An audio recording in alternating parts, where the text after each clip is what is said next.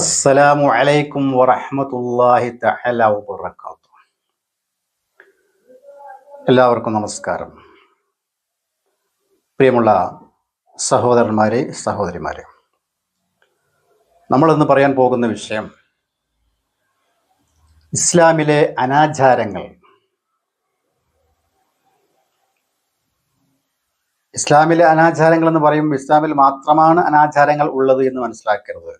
മറ്റ് മതങ്ങളിലും അനാചാരങ്ങൾ ഉണ്ടാവാം. അത് നമ്മുടെ ചർച്ചാ വിഷയം അല്ല.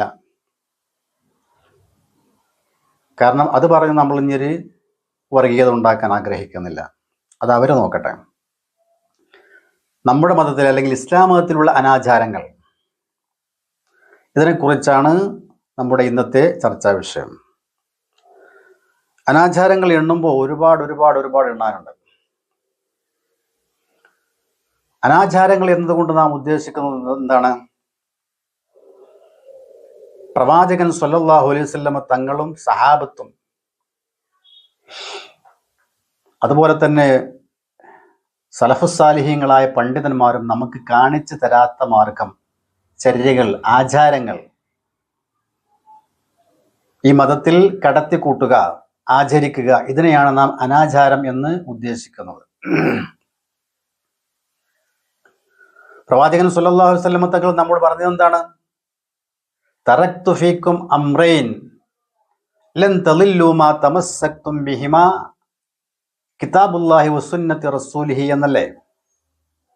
പ്രവാചകൻ വിട പറയുന്ന ആ വേളയിൽ അവിടുന്ന് പറഞ്ഞു,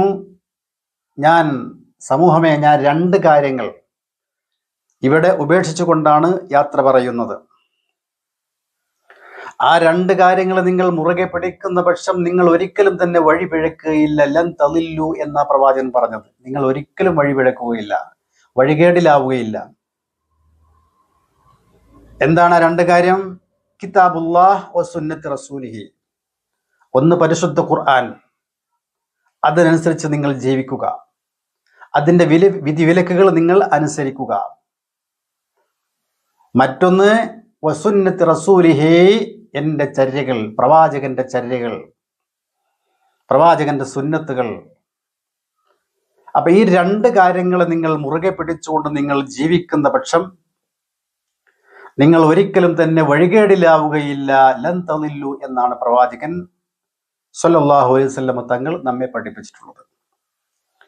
അപ്പൊ ഇതിന് വിരുദ്ധമായി പ്രവാചകൻ ചെയ്യാത്ത, സഹാബത്ത് ചെയ്യാത്ത, മറ്റ് സലഫുസ്സാലിഹ്ങ്ങളുടെ പിന്തുണയില്ലാത്ത അനാചാരങ്ങൾ മതത്തിൽ കടത്തിക്കൂട്ടുക, ഇത് ചില ആളുകൾക്ക് ഒരു ഹരമാണ്.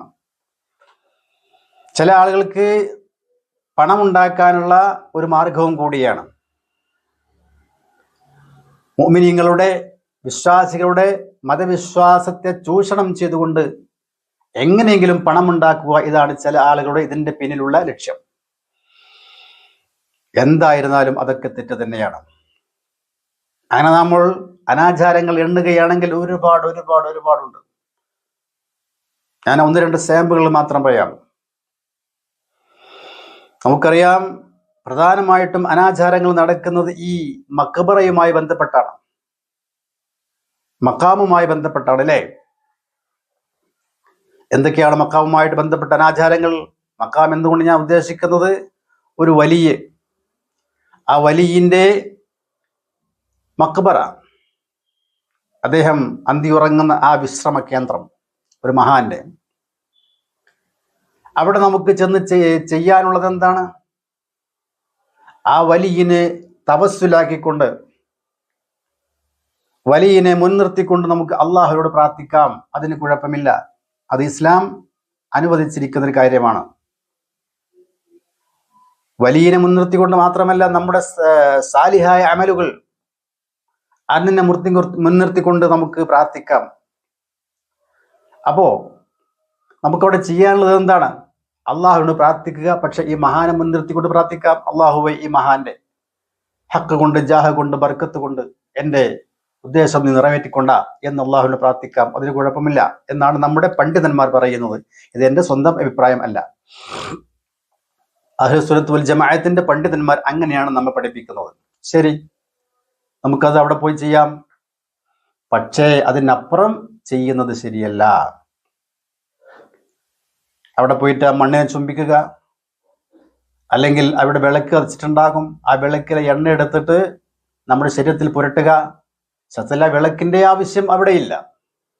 ഇന്നത്തെ കാലഘട്ടത്തിൽ വൈദ്യുതി വിളക്കുണ്ടാകുമ്പോൾ മറ്റു വിളക്കിന്റെ ആ എണ്ണയിട്ട് കത്തിക്കുന്ന, തിരിയിട്ട് കത്തിക്കുന്ന വിളക്കിന്റെ ആവശ്യം അവിടെ ഇല്ല. അപ്പൊ അതവിടെ നിൽക്കട്ടെ. അപ്പോൾ നമ്മൾ ചെന്നിട്ട് ആ എണ്ണ എടുത്ത് ശരീരത്തിൽ പുരട്ടുക, അവിടുത്തെ മണ്ണ് വാരി കൊണ്ടുവരിക. അതുപോലെ അവിടെ അന്തി ഉറങ്ങുന്ന ആ മഹാനോട് നേരിട്ട് പ്രാർത്ഥിക്കുക. മഹാൻ അവറുകളെ എൻ്റെ രോഗം മാറ്റിത്തരണമേ എന്ന രീതിയിൽ നേരിട്ട് ആ മഹാനോട് പ്രാർത്ഥിക്കുക. ഇത്തരം കാര്യങ്ങളൊക്കെ നാം ഒരിക്കലും ചെയ്യാൻ പാടില്ലാത്തതാണ്. അതുപോലെ തന്നെ ഈ അവിടെ കൊടിമരങ്ങൾ ഉണ്ടാകും, ആ കൊടിമരത്തിന് വന്ദിക്കുക. കൊടിമരം എന്നത് പറയുന്നത് കൊടി നാട്ടാനുള്ള മരമാണ്. അതിന് എന്ത് പ്രത്യേകതയാണ് അതിനുള്ളത്? ഇതുപോലുള്ള കൊടിമരങ്ങൾ മറ്റ് മതവിഭാഗങ്ങളുടെ ആരാധനാലയങ്ങൾക്ക് മുമ്പിൽ നാം ഒരുപാട് കാണുന്നതാണ്.